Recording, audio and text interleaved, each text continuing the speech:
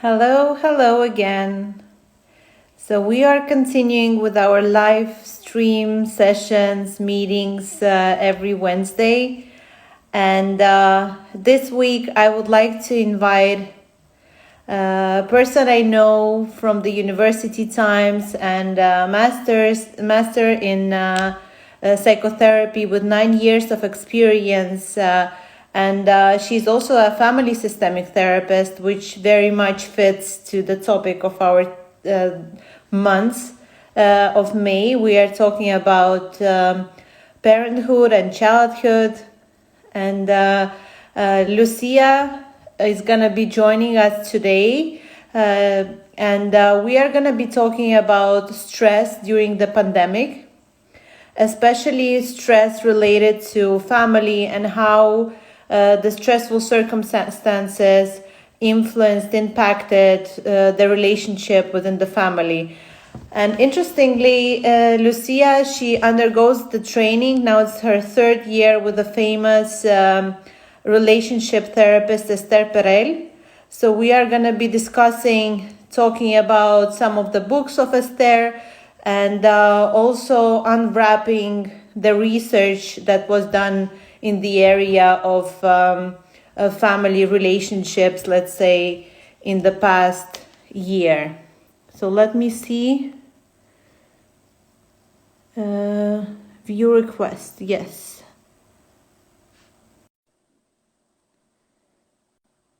Lucia is here and will be joining us shortly. I hope so.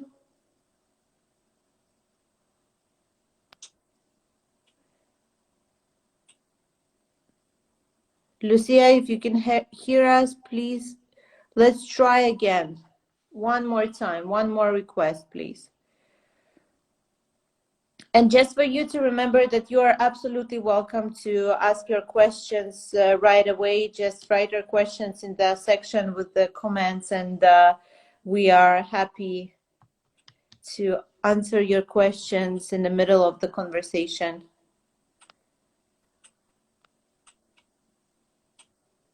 Hello, everyone.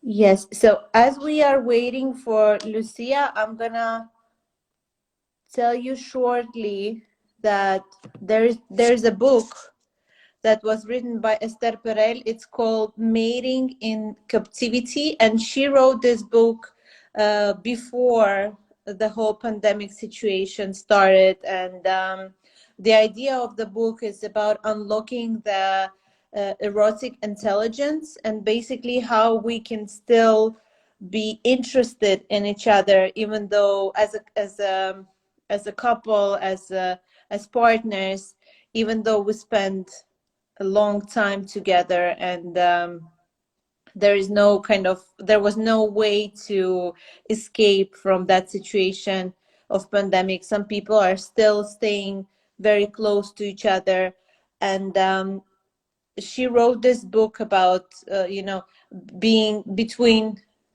the difference between family and individuality because of the whole digital era and digital, let's say, influence and impact of us of being individuals and staying, independent. And she wrote this book about the conflict of family, meaning familiar, something that you are very much used to, and on the other hand, individuality being novel and exciting, and trying to stay novel and exciting within the family dynamic. So how is that possible, and how was that possible, especially considering the circumstances that we were in?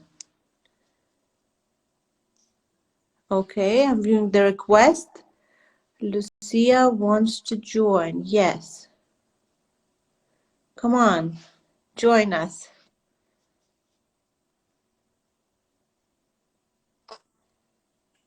Hello?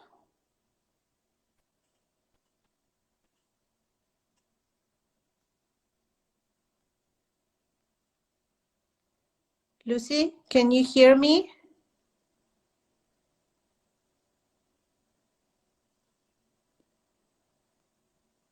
I guess maybe there is something with the connection.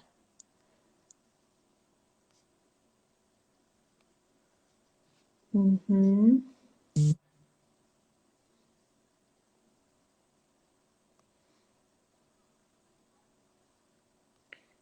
No, let's try again.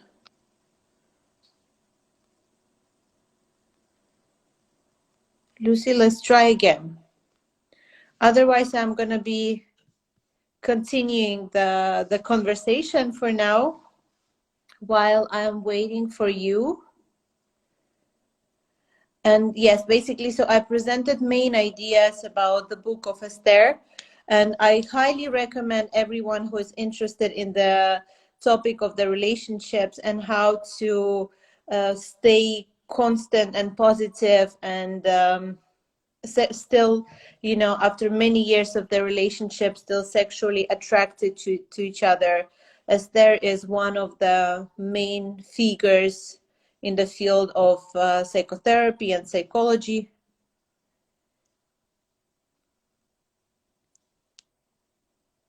who talks and writes and does interviews with interesting people on those ideas. So her books are very much recommended, and hopefully Lucia will also present some of the ideas today.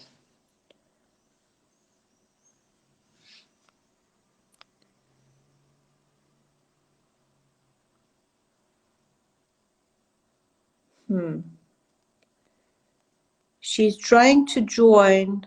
I say yes, I give her permission to join, but then it just all disappears.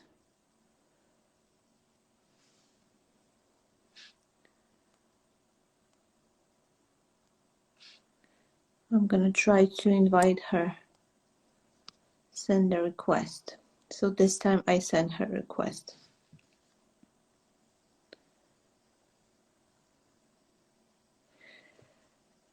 Yes, so something unexpected that you probably saw, you know, that people undergo stressful circumstances at the times of the pandemic. They probably tend to have a lot of fights in the families and or go through the divorces. And recently a friend of mine, she said that, oh, so that there's a rise of real estate, let's say, people buying real estate and apartments because they want to live separately after all this experience. And what is research telling us is something very different and something actually exciting and more positive. And however, there's not so many research still done on this topic, but Kinsey Institute of Research, it's a very famous institute that researches the relationships and dynamics within the family. They found out, starting from the last year, that actually pandemic helped couples to realize that they are in not so bad of the relationship, that their relationship can actually work, and there is a lot of things to be done to straighten this relationship. And 74% of people agreed that pandemic situations straightened their relationships and even influenced in a positive way, which was quite unexpected, because I thought that probably people, they, you know, sharing the same territory for a long period of time might be quite difficult. But actually, based on the research that is available for now, it's not really the case. And the case is that it has a more positive impact. Also because we as a human beings, we tend to mobilize and immediately react on the stressful situations. And oftentimes this reaction puts us, you know, raises the level of our adrenaline and puts us in the position of being socially compatible and active and finding ways to survive in a certain traumatic, let's say, or unusual circumstances. That's how our psyche reacts. However, that was something I wanted to ask Lucy, as she's a family therapist. I saw that what happens after this stressful situation, you know, when you just have to react. What is post stress circumstances, and how do we, it's also the question for you. You are welcome to write some answers if you have an idea of how do we behave as a human beings after the level of stress, you know, goes down. And then you start to realize that, oh, maybe there are some imperfections, and you would like to address some of your observations. However, also to continue with the research, those researchers in Kinsey's Institute of Research, they found out that it is much more difficult for women to, it was much more difficult for women to stay stable, let's say, or not to be negatively impacted by the circumstances of the pandemic, because of trying to take care of children and also the household. And there was much more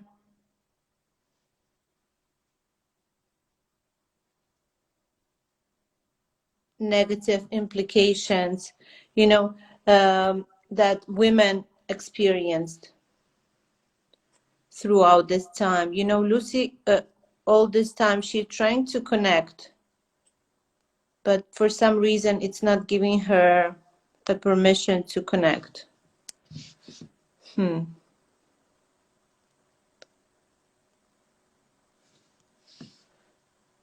So I continue inviting her.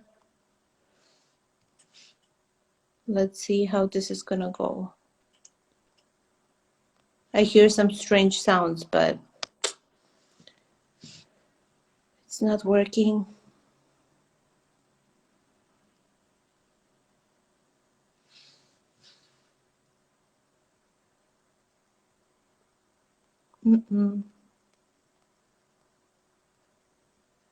Lucia, maybe if you hear us, maybe you can try to restart your Instagram. Just go out, like close the whole page, and then try to get back again. Let's do this.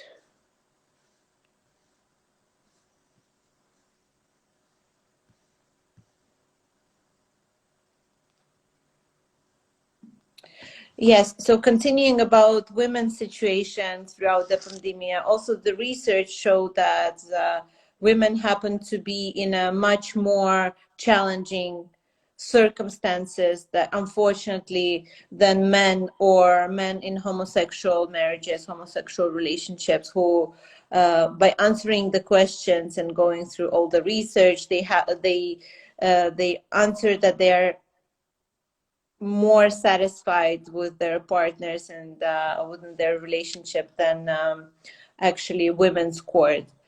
So all the support to women who were trying to work and take care of their children, you did, and you are still doing a great job.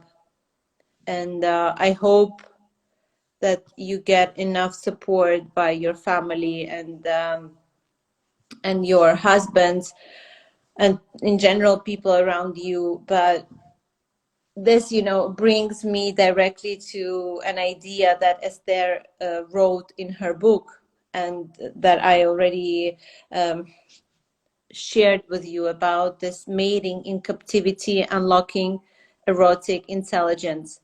She said that we expect out of our relationships a lot of romanticism and romantic, as well as sexual fulfilling, and we want to be seen, we want to be heard, we want to be valued.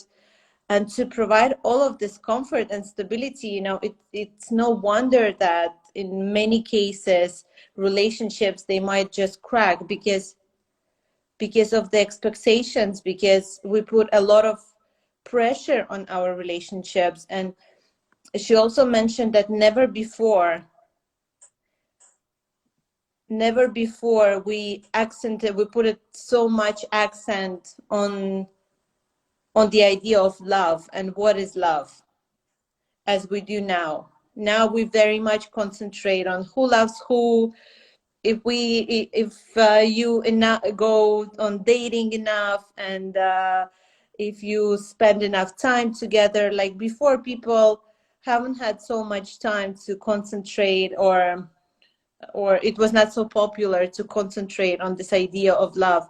But now we look at it from the perspective that you have to be loved, otherwise you can change your partner and look for or another type of love, or just love in general.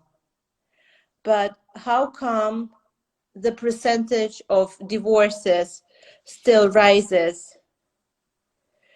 with the growth of our awareness of what love is?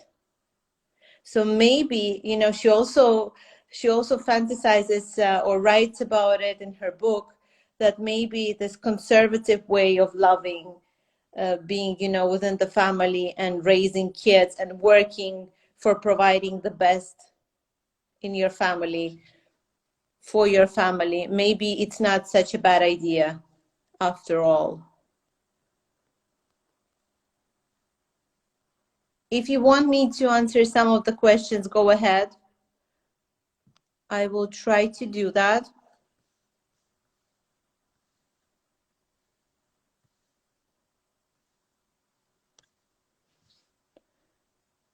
Send a request to be in live.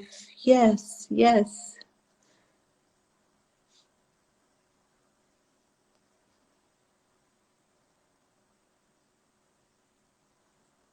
All this time she's trying, to join. Maybe there's someone else who wants to join.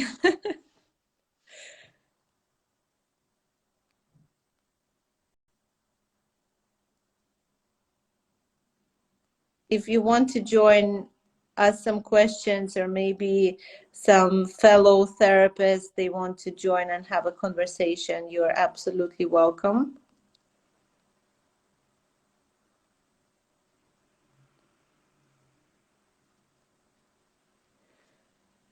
Otherwise, let's continue. I don't think that I need to turn this off, the whole live, and try to connect again. Otherwise, we are going to lose each other. So maybe we just continue. Lucia is writing, hey, I can answer over here if you want. No, we want you to join.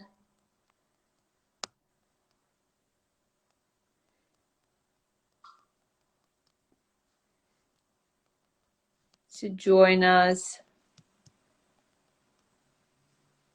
Or maybe we have this conversation some other time.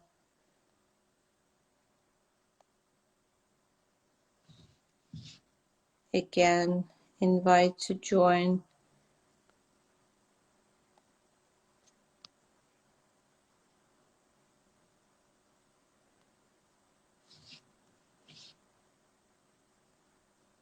Inviting and inviting. Continue.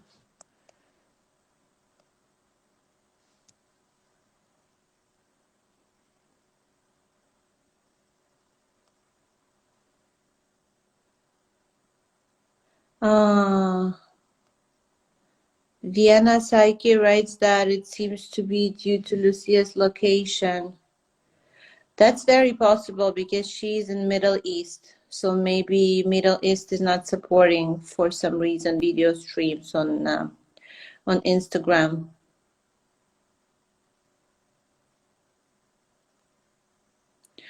We have one question. How do you deal with the uncertainty about when it will be all over? I guess that we are talking about the pandemic situation.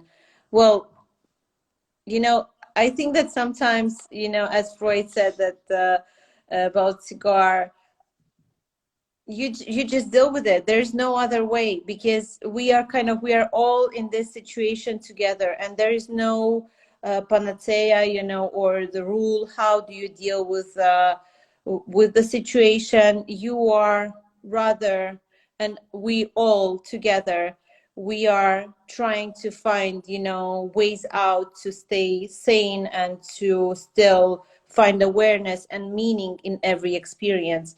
That's the most important, I guess, that as Viktor Frankl wrote this fantastic book that actually helped me throughout the whole experience. He wrote about the way of finding meaning even in the most horrible circumstances that you can find yourself in. So the book is called In Search for Meaning. And sometimes when I happen to be stressed by you know, by the whole pandemic and about the uncertainty when this is going to be all over, even about the certainty, you know, I saw that, first of all, there is a light at the end of the tunnel all the time. And I'm not talking about necessarily all this positivistic culture that we all need to stay positive all the time and only believe in the light at the end of the tunnel. No, I rather say that even in the worst experience, you can find a certain meaning that is going to be valuable for you personally. And also you can challenge yourself by developing some techniques and ways to deal with the situation or to find a way out of the situation. So that would be my recommendation based on my experience and also on the experience of someone who actually survived the Auschwitz and the whole Second World War and stayed sane and moved later on to the US and started the whole movement, which is called logotherapy. And logotherapy is very much oriented onto the search for the meaning and search for that light and search the way out of traumatic circumstances and situations. Thanks for the question. Maybe you have some other questions. We don't have so many people, but for now, but if you have more questions, I'm happy to answer them. If you experience a lot of stress and see that it's having a bad impact on your relationship, what steps you should take? In all honesty, this different device. Lucia, you're here? Yes, I think we can do it. You made your way out of Qatar online. It's thanks to a friend. I believe she'll be joining us shortly. She suggested I try logging on a different device. So it seems to have worked. I'm here. I'm so sorry. And we can move on. It's a pleasure to be here. I'm so happy. It's a pleasure to be here. It's really good to see you. And I love the platform. I love Tokitas. It's so wonderful, especially in today's day and age. It's absolutely necessary to have and to use. Thank you. Thank you so much. So I have already presented you. I have shared some main ideas. And as I said, I'm an expert on family systemic therapy. I'm a Gestalt therapist myself. And Lucia, she is in this field and she knows a lot and has 9 years of experience in that field. So let's talk about stress and how to deal with stress. So because you've done such a wonderful job introducing our topic for today, I'll just dive straight in. So what we can use this opportunity for essentially is to talk about how external stressors can impact couple dynamics, can impact our own sense of self, and can also impact our family dynamics. The most wonderful example we have is the current run, right? It's the pandemic and the lockdown. So without further ado, we can use that as a template in this case. So first of all, the research that we have, that this is an intelligent conversation we're having, so I like to stick to the research. However, the research that we have on this current topic is quite scarce, to be honest. And unfortunately, that's because we're still in the middle of it. And of course, it's difficult to carry on a research or a research study under these circumstances, right? Not to mention that we're not even quite out of it. So, but what we did find was, and I can refer to the Williamson research that I believe you have presented so far, it's that 17% of women, married women, have reported a decrease in their emotional and sexual satisfaction in marriage.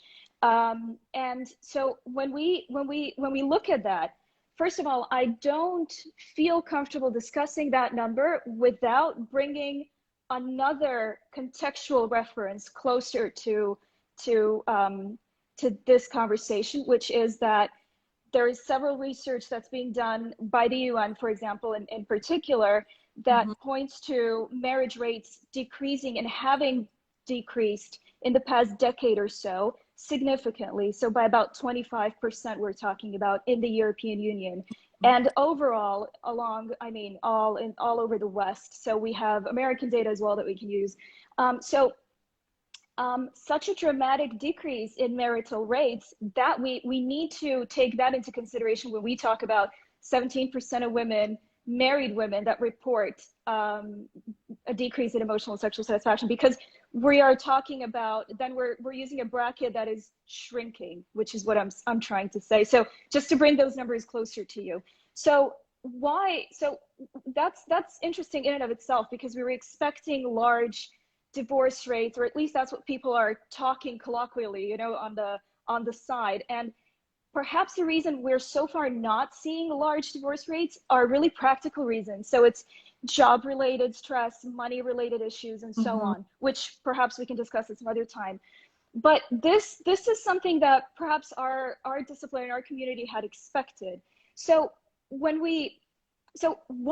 That's what we want to know, right? As psychotherapists, we want to know why. Because when we talk to, when we look at, for example, our ancestors, or some people that we know in our community, or in pop culture and so on, there's always this emphasis on spending more time with family. We all want that, right? When someone retires, they say they've retired because they want to spend more time with family. When someone lets go of a job, perhaps a lucrative job, and everyone starts asking him, why did you do that? They answer, I want to spend more time with family. So we all had an opportunity to spend more time with family this year. You're suspicious about this. And so these are the numbers. So what happened? What is going on? Well, actually, systemic family therapy, as I'm sure other specialties within the psychotherapeutic community, we're always the cynics, so to speak. So we were, like I said, we were anticipating such numbers, and I'll touch on why. So let me quote Salvador Minuchin, who is one of the pioneers of systemic family therapy, who spoke about the following. Human experience of identity has two elements, a sense of belonging and a sense of being separate. The laboratory in which these ingredients are mixed and dispensed is the family, the matrix of identity. So why did I want to quote that? In psychoanalysis, there is and all the psychoanalysts over there that have joined us, they will know exactly what I'm talking about. There is a very present dichotomy, which is, say, the life and the death force, right? The eros and the thanatos. And it's mostly, we think in those terms. Well, in systemic family therapy, we think of freedom and belonging. We think of family, familiarity, which are two interlinked ideas with almost the same roots somewhere there, right? In the history of our existence. So family and the familiar, and then on the other hand, we have the individual and the new. So of course we cannot, and I do believe that Esther Perel has made a great point of saying, reconciling the two. She's talking about the erotic and the domestic, so the individual and the familiar or the family, is a paradox to manage, not a problem to solve. So our point of view is that both sides exist in unison. But when the scales are tipped one way, which is what did happen during the pandemic, during the lockdown specifically, we were somehow pushed into one side of that balance. Mm-hmm. And great. So we were, in fact, to go back to the anecdotal saying, right? We were, in fact, fulfilled our wish, which was to spend more time with family. However, what that created was an imbalance in our understanding of ourselves and our how we manage to relate to the other half or our other family members. So, That's, Lucia, tell me, yeah. any ways to introduce or to introduce this mystery into relationship, or novelty into Yeah. the enduring, something that you are used to, especially during this period of time? So what can we do now to keep our To relationship? cope with it, right? Because Exactly. let me give you another Virginia Satir quote, which is, life isn't what it's supposed to be, it is what it is. It's the coping that makes the difference. So yes, the coping that we would refer to now would be to add novelty, to add excitement, to add mystery. So how do we do that? My understanding would be to really focus on our individual development more, and to work on focusing on our own personal hobbies, to focus on developing ourselves, to focus on pursuing our passions, you know, listening to that music that you would listen to when you were perhaps a teenager, reading that book that immediately transports you to an exotic faraway land where you're a fabulous young, you know, a libertine just bouncing around. So those are some of the tricks really. If we're suffering from that imbalance in our life, which is that focus on the familiar, we get bored easily. So what do? You need to look for some fun, right? And that fun starts with you personally, and But then you can think of how to introduce it in the couple dynamic, and perhaps getting your partner involved, or also just getting him or her to watch you, or somehow observe you while you do that. If you're learning something new, if you're painting, for example, you're learning how to paint, or if you want to explain something new to her or to him that you've learned recently. So getting him or her involved in that way makes a huge difference. isn't it contradicting a little bit with the idea of familiarity and being positive and enjoying what is familiar to you and finding a certain peace inside there? You are saying that if there are two ways, you would rather go into this individualistic way of concentrating on your own well-being. But then what Yeah. about family dynamic? What about their? Well, yes. I start from the self first. Even when we talk about the couple dynamic, I start from the self first, because you know what breeds excitement and desire? It's obstacle, it's mystery, and it's novelty. So by working on yourself, you are in fact making yourself more attractive to your partner, and vice versa. So that's why that's key. So in order to feel closer to your, let's put it this way, in order to feel closer to your partner and to experience greater marital satisfaction, you need to start with you, and you need to start with your own pleasure first, which is what Esther Perel has. I mean, she has brought this idea to perfection with her, especially with her pioneering book, the Mating in Captivity, right? Which really told us, how can we do that, and why are we experiencing so many questions, so many fundamental questions about couples and marriage, right? Because, well, in the old age, marriage was a business contract, at least in the West, and in 100% of the cases, it was a business contract. And we were looking for essentially a partner, someone to fulfill the role. Whereas today, at least in the West, in most cases, we're looking for that eternal love. We're looking for, and these are her words, not mine, but we're looking for our best friend. We're looking for a perfect father. We're looking for our source of intimacy and warmth and courage. And we're looking for a perfect lover. So we're looking for a mythical creature, aren't we? And that's why we already have, when that happens, when we meet someone that, okay, there is something there, there's chemistry there, we suddenly start having all these questions, and we want to get closer to the person. Now what happens then? As soon as we get closer to someone, we develop intimacy. Intimacy is actually the antithesis of attraction. So the more intimate you are with someone, the less attracted and attractive you are to them and with them. Let me refer to Freud, and we're all familiar with totem and taboo, right? And the question around incest, which may be a little sensitive now, but I trust me, I have a point. So why has incest in the West, at least, and in our contemporary culture, why is it seen with such contempt and has even been outlawed? Because it's seen as a deviation to the normative to be attracted to someone you are so familiar with. So say your family member, someone you live with, a brother or a sister or your daughter or your son, it's seen as a deviation. So what makes you think that someone you've spent your whole life with, say your husband, and you chill in your sweatpants watching Netflix, why would you be attracted to him and vice versa? Yes. So basically spend more time separately, do your own business, and then come home and or stay home or paint, or yes. For the sake of your relationship. Yes, for the sake of your relationship. I'm even fantasizing here, as she wrote, as there, she mentions a lot about sexuality and eroticism and erotic intelligence. I'm wondering what about that, because I also read some statistics that women became less attracted to their partners, even however men still stayed this on the same level, let's say, but women, Yeah. the I sexuality increased. having read those figures, right? I do believe we can go down the tried and trusted route of saying women are simply more relational and contextual.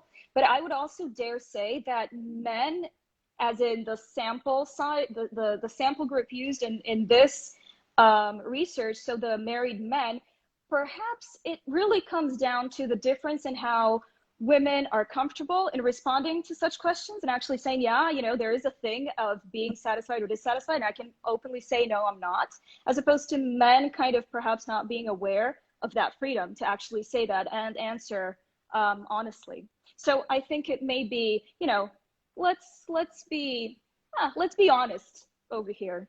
That's the answer I'd give to that. Do you have any recommendations maybe to families with children, especially? Mm, I guess there are more tension within the family when you are trying to do 100 things at the same time, be a sure. not good enough, be a perfect parent, and do your job, and then stay attractive to your partner at the end of the day, right? Yeah. What recommendations do you have for partners after the fight? For example, After the fight. after Hmm.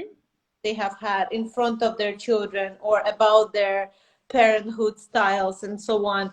What can they do? Do they, like, I don't even fantasize. You tell me, what are their So, so recommendations? first of all, I mean, depends on. I mean, if you've just had a nasty fight in front of your pre-adolescent child, let's imagine two scenarios, and then let's imagine a scenario in which you've just had a horrible fight in front of an adolescent child. And I'd like to expand on that a bit more later on, because that also is influenced by some other factors. So the first scenario, you've just had a horrible fight in front of a pre-adolescent child.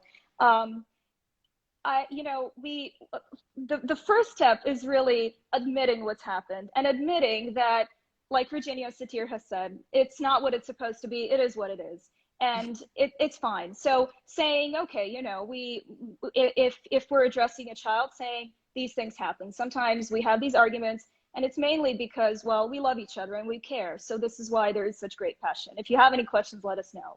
We'll be there to, we're here to explain it to you. Now, how to address it with your partner. What's interesting is, and Esther Perel does a great job of explaining that, this is a question that she often uses, is, do you want, in avoiding such future situations, if that's how you're addressing it with your partner, she has a question that, Esther has a question that she often uses, which is, do you want to be smart or do you want to stay married?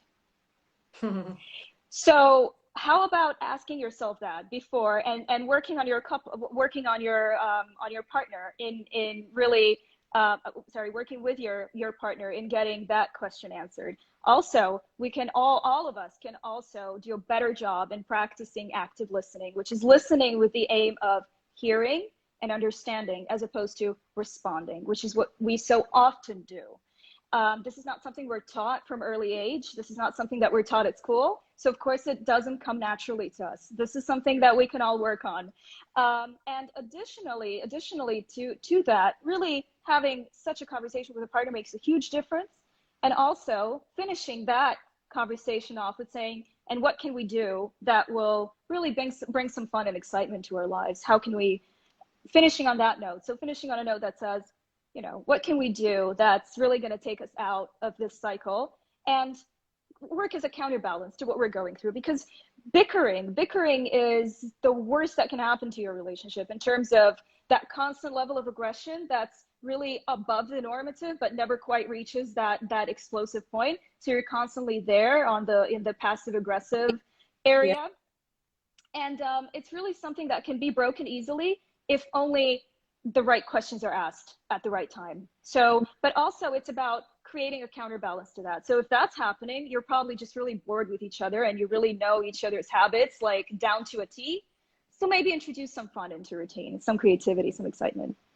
But don't you think that balloon should be splashed at one point? If you are staying on the edge, it's Yeah, better to eventually to talk this out loud and to kind of to bring this out rather than being in the tension and staying in this avoidant type of yeah. Yes, yeah, of course, and that's a really good point. That's a really great point you're making. Is, you know, it really comes down to how we cope with it. If there's tension, yeah, it needs to be addressed and it needs to be released one way or the other. So it really comes down to the individual couple dynamics at which they work. But if I can go back to answering your question, if the fight happens in front of an adolescent child, Mhm. that's also, I mean, the approach should be quite similar coming from the parents, but just to expand on what the adolescents are going through right now. And it's something that I would like to touch on because we're dealing with a different dynamic when we're dealing with an adolescent child as opposed to a pre-adolescent child. So an adolescent child, you got to keep in mind that your adolescent child probably grew up in the digital age, so probably is already isolating to a great degree from the family, spending all of his or her time on the computer. That is then combined with the lockdown effects, which are obviously, you know, that his or her whole school content and educational system is now online. Yeah. Exactly. Whereas a pre-adolescent child is probably craving your attention because they are now missing their friends and they're really turning to the only other emotional support system they have, which are the parents and the family. So, right. So that's a different dynamic. So an adolescent child, and you've referred to some of that research as well, grew up in the digital age. So mostly puts an emphasis on establishing social contacts and intimate relationship online. So what does that mean? That means they are going onto the other end of the spectrum that we had discussed earlier. They are experiencing their individual self to a very high degree, as opposed to the familiar or the family or the social self, right? So And right well. yeah, yeah, exactly. So we're seeing almost a battle of the generations. No, I don't want to put it that way, but it is something to really ponder upon. So an adolescent is finding ways to socialize, finding ways to connect online. And of course, digital age has brought so many benefits to us, and it's making our lives, you know, so much easier and so on. But when it comes to adolescents and kids in general who haven't developed their sense of, you know, their sense of self in terms of others, so the ones that haven't exactly developed their social skills, they are the ones that may be dealing with some issues such as almost subclinical addiction to certain social media, so on. But primarily, and this is something that I've worked with personally, which is the presence of heavy reliance on pornography. And this is the research that's, and I can refer to an example later on, but this is something that's been proven by, I believe it was, well, it was several studies actually, but the one that I've used is the Burnett Institute, which talks about how, well, the young men in the study are viewing pornography at high frequency. They're also starting to view pornography at earlier ages, and they are relying on it in the case of men in 80% of the population. So this is something that's very interesting, because what I've learned through one of my clients, who was a fairly young boy at a time, who had actually, interestingly enough, at home witnessed a great fallout between his parents because there was infidelity involved. So to answer your question about what happens if you have a huge fight, right? And that had really made him very self-aware in terms of what his stereotypical needs might be as a man, and how that affects the women around him, and that may affect the women around him. So in turn, he really began to pull away from his peers, etc., and rely on what was readily available, which is right here at the click of a button, right? That's all you need to do, and it's here in front of you. So what happened when he actually moved away from his parents and went off to college was that he essentially locked himself up in his apartment and watched this content all day, played video games, didn't shower, didn't go out, and it started to really hinder his general life. Not so, and if we don't even get into the social interactions, it was really hindering his general life quality. So what do we do with someone like that? Now, Yes, what's interesting, if I yeah, understand please. correctly, Lucia, you are saying that with adolescents, it's a little bit different in a sense that they cannot reflect so much because they're more used to this digital way of communicating. And in case you want to pull them out of the stress that might be transferred to something like pornography or Yeah. online stations in And this.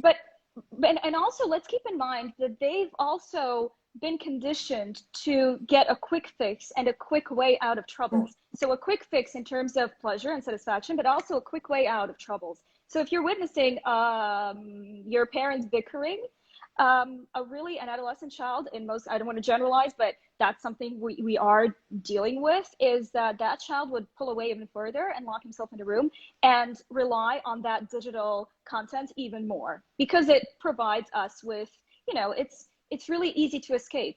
That's what it is.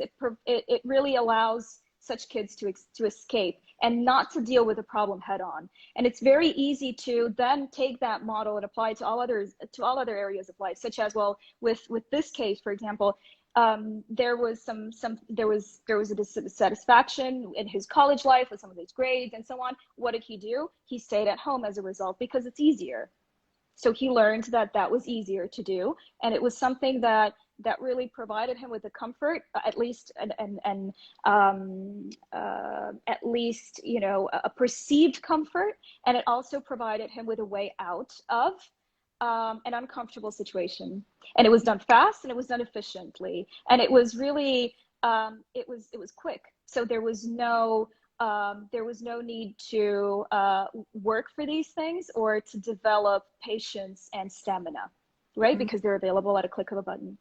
Yes, however, it's an illusion that eventually brings to a lot of side effects. And Exactly. who can, And I'm sorry, and I'm sorry, just to interject quickly. And how did we approach that? What we did was, yes, that's what I we want. approached him. Yeah, okay. So we approached it by actually helping him, supporting him in reestablishing ties with his family members, and getting him back into the family fold. Getting him to help around taking a few weeks off, going back to the home base, staying with his parents, making dinner, helping his dad in the garden, helping his dad in the vineyard, helping his dad, etc., fix things, staying with mom, talking to mom, spending some family time together. Within 3 months, he rebounded, went back to university, finished things off, and is now graduated and is working. That's a happy ending. Well, it makes you think, and it really makes you think in terms of that balance that we had discussed earlier in our conversation. So I guess that was still not too late, let's say, to bring him back to the basis and the basic needs and values that all human beings have, and you can never find that online in an online communication. And what I wanted to add is that as I'm also a school counselor, and I I get to know all those stories and communicate with parents a lot, especially during the time of pandemic. I oftentimes hear that, what can we do? They spend all their time online.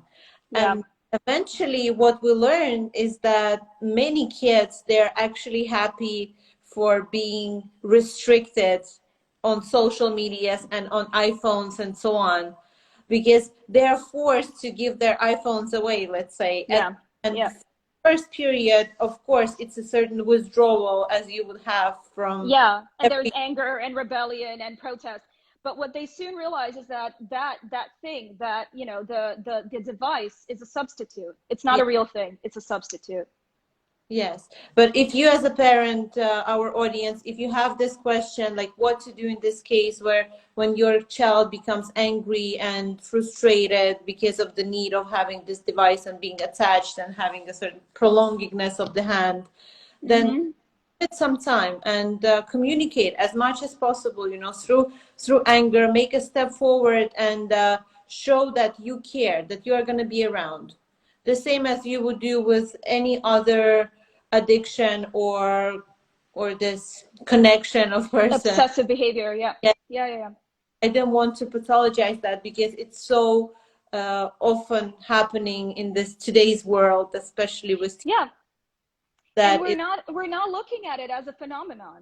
We're Yeah. not looking at it as something to look at. We are just accepting it as a necessity. And I do believe we should start. I mean, there's plenty of research that's being done on that, exactly this topic, on the digital age and how it's almost usurped our social interaction and what the benefits of that are, but also what the downfalls of that may be. But I don't believe it's been conventionally accepted. Mm-hmm. Yeah. Thank you. It Yes, was please. a great example and a lot of positivity involved, that there is still, you know, hope that Yeah. if you have an argument in front of your child, it doesn't mean that it's over and they are necessarily traumatized. I'm not saying about violence at home, but Yeah. about Yeah. That's different. argument. Yeah. We are referring here to average couples that are really happy, healthy, high functioning individuals that are just somehow, because of external factors or whatever, falling into some of the same old traps in terms of their dynamic. And also, right, and this is something that we need to be aware of, that the past year and a half has been different. It's been challenging oftentimes, and the key is really in accepting that and saying, yes, it's been challenging. You know, and we often hear, yes, but the measures were necessary because blah, blah, blah. Yeah, that's okay, and that stands. But let's first admit it to ourselves that, yes, it's been challenging, and this is something different that we're going through. And then we can start from that point on. There's no need to rationalize it. There's no need to put it into context of the, you know, the politics and the world and so on. We can just look at ourselves for now and say, yes, yeah, this is true. So this is something that's new for me. I may be struggling in some areas, and that's also okay. Was it Viktor Frankl who said, an abnormal reaction to an abnormal situation is normal behavior? So it's fine. The first step starts with admitting it to yourself, and then actually taking control of it. Through that, we are, in fact, getting agency over it and can do something about it to make it all more pleasant for all of us. Exactly. I also quoted and mentioned Viktor Frankl in this situation because he was helpful. His literature was helpful to me in this case, and I think that it will be helpful to many of people who are listening to us. One last Absolutely. Yeah. stuff. Do you think that taking a break in the relationship throughout this situation is helpful in this case, you know, being apart from each other and concentrating on the individual needs and satisfactions, as you said, like going to the gym and so on? Like, do you think that that's helpful? Well, every good opera has an interlude, doesn't it? So every, you know, we before, when we used to watch TV, we had commercials, right, in between takes of a movie, so that you can go to the toilet, you can grab a snack, you can refresh, right? So I'm not saying you must take a break. What I am saying is it depends on the couple, and it also depends on your own needs. And there are many various forms of escaping. It may be an escape that only lasts for an hour or two. If you walk the dog and go to the park and talk to that, cute neighbor that lives across the street from you. So that may be an escape. It may be an escape to literally take off for the weekend with your friends and go, go someplace, or maybe visit, spend some time at your friend's place for a while. If we're talking about, if we live under non-pandemic circumstances, but so an escape is something that can be a game changer with some couples, but also it's about defining what an escape means, especially during lockdown times, because an escape can mean many things, and it needn't be physical at all times. Yes, so it should be analyzed, let's say, it should be planned and discussed what exactly that escape is about. And with one of my clients, we once came to this symbolic realization that each one of us needs to have a symbolic bicycle to go and Yes. ride. Well, not necessarily that should be a bike, but it can be anything. But we all need this private space. And I guess that escaping can be also a certain private space where you enjoy yourself, or where you go for a walk and you just refresh, and then you come back. Where you can play, right? And where you can play, and where you can develop, and get back in touch with that creative, fun seeking, exciting self, where you're not always, a mom with perhaps food stains on your shirt. You are someone that's fun and attractive, and someone that is curious. So that, we need so many elements to keep functioning in our lives for us to be a well-oiled machine, so to speak. Mm-hmm. So at times we need to give our attention to some other aspects of ourselves, especially if, like in this case of the external factor being the lockdown, if we are spending time with family at all times. Yes. So to remember about our other roles that we might have, not necessarily Exactly. parent or Exactly.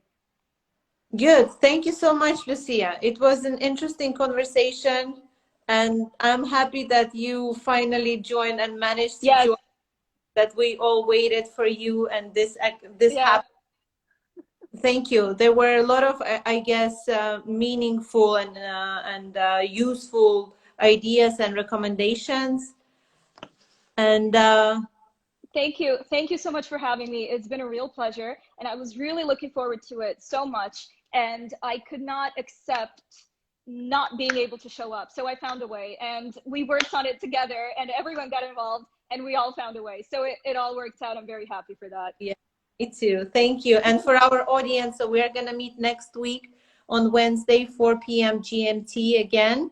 And we are going to be talking about some neurodevelopment and the influence on sleep of sleep on children. But you are going to find more on our social media. And okay, see you next week. And Lucia, let's keep in touch. We will, of course. Talk to you soon. Bye-bye.